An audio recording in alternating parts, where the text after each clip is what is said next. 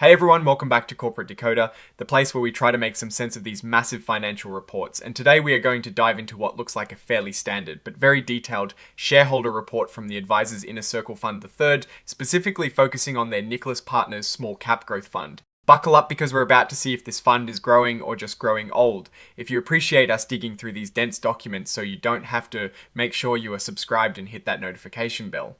We have a lively community discussing these insights over on Discord, so check that link in the description below. So this is an annual shareholder report for the period ending the 30th of September 2025. Think of it as a yearly checkup for the fund. We get to see how their investments performed, where they put their money, and what the costs were.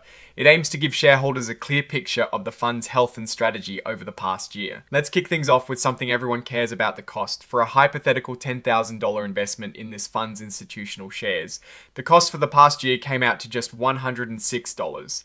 That's about 0.99% of that investment. This is a pretty reasonable expense ratio, especially for an actively managed fund. It means that for every $100 you invest, just under a dollar goes towards the fund's management and operations. Now for the main event, how did this fund actually do? The report paints a pretty rosy picture for the market as a whole. It describes a 12-month period ending the 30th of September 2025 as a constructive environment for what are called small cap equities. These are stocks of smaller companies. The market strengthened as inflation cooled down, and the Federal Reserve even lowered interest rates a few times. This is often called a Goldilocks scenario, a bit of economic growth that is not too hot and not too cold. The benchmark index, the Russell 2000 Growth Index, saw a gain of over 13%. Against this backdrop, the Nicholas Partners Small Cap Growth Fund itself did a little better than the benchmark, returning a positive 14%. That means if you had $10,000 invested, it would have grown to about $1,400 after costs. The report highlights industrials and healthcare as strong performers for the fund, thanks to holdings focused on reindustrialization, automation, and defense. Technology was also up, but it lagged a bit because more speculative technology investments did better than the fund's focus on profitable, quality businesses. Looking ahead, the fund's managers are feeling optimistic about small cap stocks. They believe the market is still favorable as inflation eases and monetary policy remains supportive. They are focusing on themes like the build-out of artificial intelligence infrastructure, modernizing the power grid, and increasing demand for digital era power. Industrials are a big part of their strategy, making up about 30% of the portfolio, with a focus on automation and defense.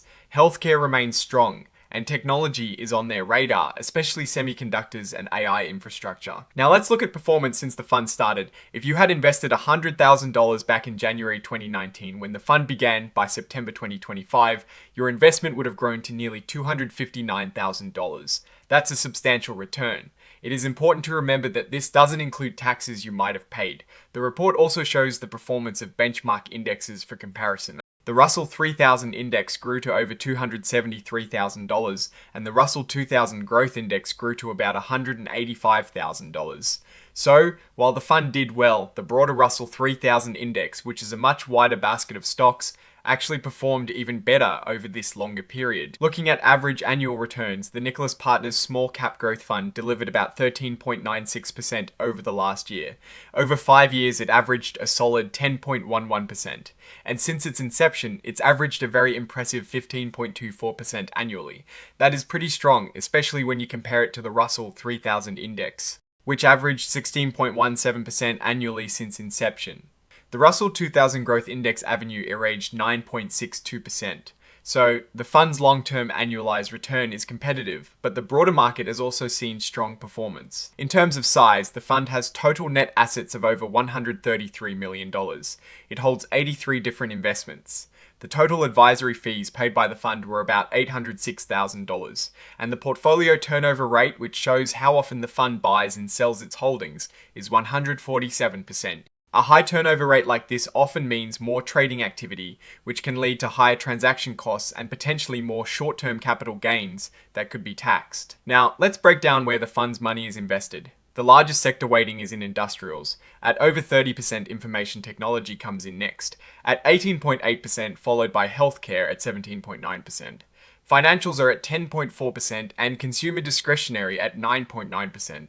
The rest is spread across smaller percentages in energy, real estate, exchange, traded funds, materials, communication services, and utilities.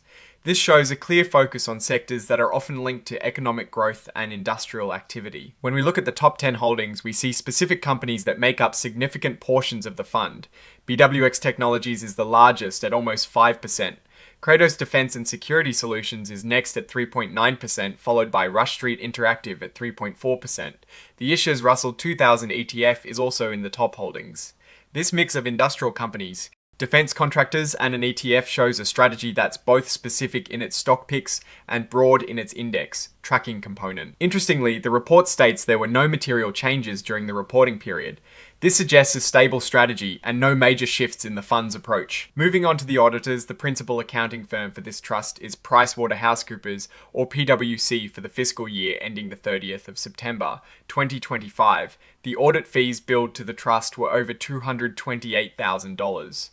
For the previous fiscal year, the audit fees were significantly higher, at over $808,000. There are also fees for Ernst & Young, or EY, and Cohen & Company for EY. The 2025 audit fees were about $144,000, and for Cohen & Company, the audit fees were about $101,000. These fees represent the cost of having the financial statements independently checked and verified. The report also details tax fees for PwC. There were no direct tax fees for the trust itself in 2025, but there were tax fees of $25,000 for affiliates in the prior year, referred to here as tax return preparation fees for affiliates of the funds.